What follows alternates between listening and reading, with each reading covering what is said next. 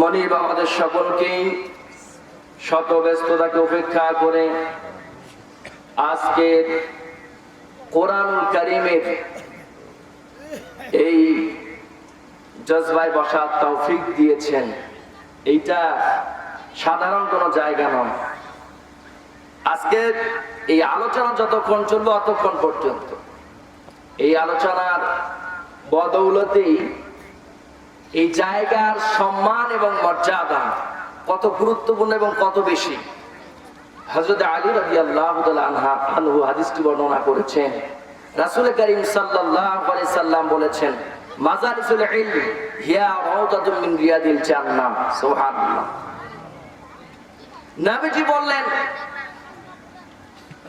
কোরআন এবং হাদিসের যেখানে আলোচনা হয় এই জায়গাটা জান্নাতের একটি জায়গায় পরিণত হয়। সুবহানাল্লাহ।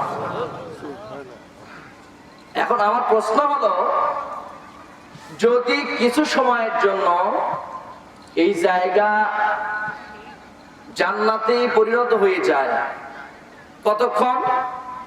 যতক্ষণ থেকে কোরআন আর হাদিসের আলোচনা চলবে, শুরু হবে, যতক্ষণ না শেষ হয়েছে ততক্ষণ পর্যন্ত। সাধারণ একটি জায়গা যদি, এটা তো আবাদি জমি, তাই না? এটা তো আপনারা আলু চাষ করেন, এটা ধান চাষ করেছিলেন। কোরআনের আলোচনার কারণে যদি এই জায়গা মর্যাদাপূর্ণ হয়ে যায়, সম্মানিত হয়ে যায়, জান্নাতের জায়গায় পরিণত হয়, যা যেখানে আলোচনা হচ্ছে, এই মাটি কি এই আলোচনা আমল করবে?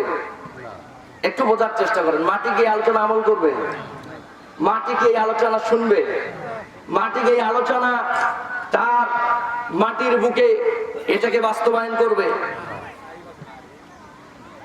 তাহলে এক কিছু না করার পরেও যদি তার মর্যাদাটা জান্নাতের জায়গায় পরিণত হয়ে যায়, যেই সমাজে কোরআন চলবে, যেই সমাজের মানুষরা কোরআন দিয়ে চলবে, কোরআন দিয়ে দেশ চলবে, সমাজ চলবে, রাষ্ট্র চলবে, বিচার বিভাগ চলবে, অফিস চলবে, আদালত চলবে, স্কুল চলবে, কলেজ চলবে, তাহলে সেই সমাজের মর্যাদা আল্লাহ রাব্বুল আলামিন গোটা বিশ্বের মধ্যে বাড়িয়ে দেবেন। ঠিক না? এটা তো হাদিসের রেফারেন্স থেকে বোঝা যায়। আরেকটি বিষয় হচ্ছে, এই যে আমরা এই টেবিলের উপরে কোরআনুল কারীমটা রেখেছি, এই টেবিলের সম্মানটাও তো এখনকার সময় এই কোরআন যতক্ষণ আছে ততক্ষণ তো মর্যাদাপূর্ণ, তাই কিনা? কথা বলেন। আমি আমার ছোট অবস্থায় দেখেছি, যখন মক্তবে যেতাম, আমার সঙ্গে আমার বন্ধুরাও যেত। ক্লাব মানে কাপড় দিয়ে পেঁচানো, কাপড় দিয়ে সুন্দর করে মরায় নিয়ে যায়।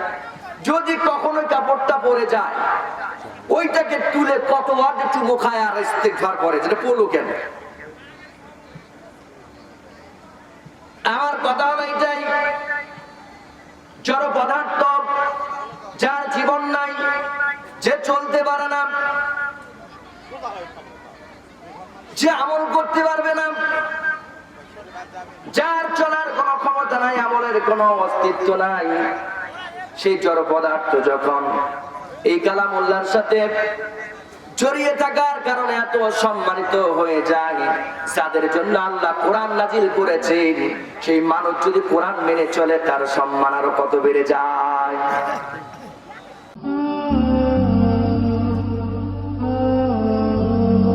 আলিকরা টিভি।